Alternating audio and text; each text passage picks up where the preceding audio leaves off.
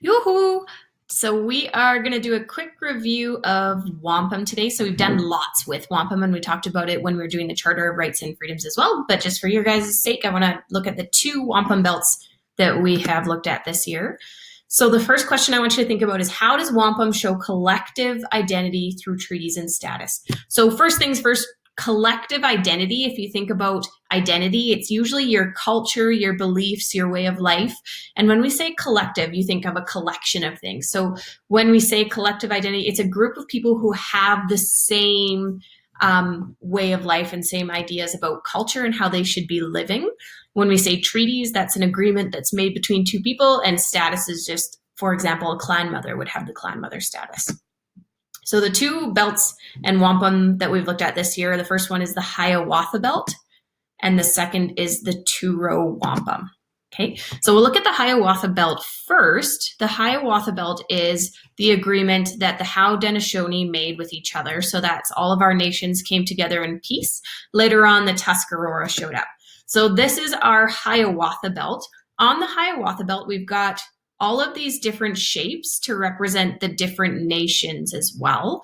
And they are all connected in white. The white color on this particular belt represents peace, and they're all connected together in peace. So this shows collective identity because it's showing that they're all connected, they are all together in this peace, but it also shows that they're nations. Each symbol represents that the nations are different, they're just connected. And then of course on our Hiawatha Belt, we have the white coming off of the belt.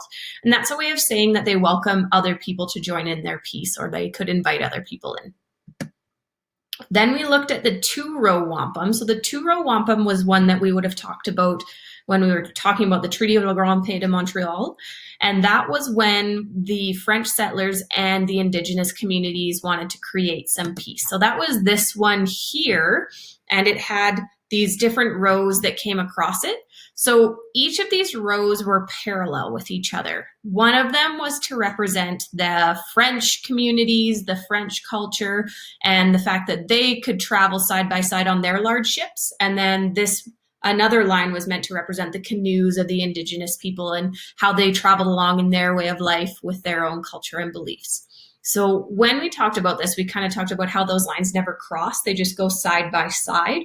And that was supposed to represent that they could live side by side, maintain their own culture, their own beliefs, and those lines would never cross. So we know from Canada's history that it never really happened and continued that way. We know that eventually those lines did cross, and we had residential schools where we tried to erase some of that culture.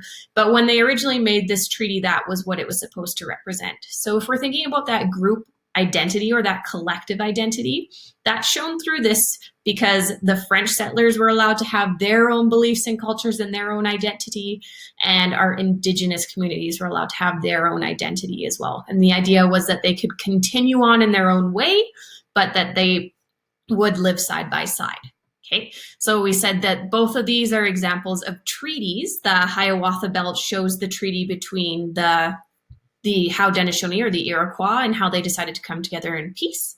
And the Row Wampum was there to show that they would not interact with each other in bad ways, and that they could continue to have their own way of life.